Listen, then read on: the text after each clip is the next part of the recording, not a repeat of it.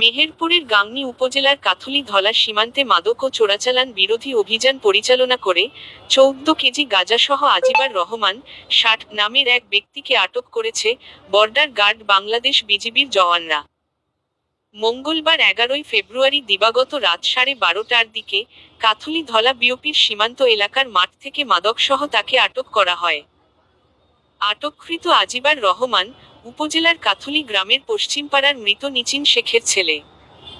বিজিবির কাথুলি ধলা বিওপির হাবিলদার মোহাম্মদ আলী বিষয়টি নিশ্চিত করেছেন। জানা যায়, কাথুলি ধলা বিওপি এলাকার সীমান্ত পিলার ১৩৪-এর 2S ২০০ গজ বাংলাদেশের অভ্যন্তরে ধলা মাঠে হাবিলদার মোহাম্মদ আলীর নেতৃত্বে সঙ্গীয় জওয়ানরা অভিযান পরিচালনা করেন। অভিযানে ২টি প্লাস্টিকের বস্তার মধ্যে হলুদ স্কচ টেপ দিয়ে মোড়ানো ১০টি পোটলায় ১৪ কেজি গাঁজাসহ আজিবার রহমান নামের এক বাংলাদেশি নাগরিককে আটক করেন।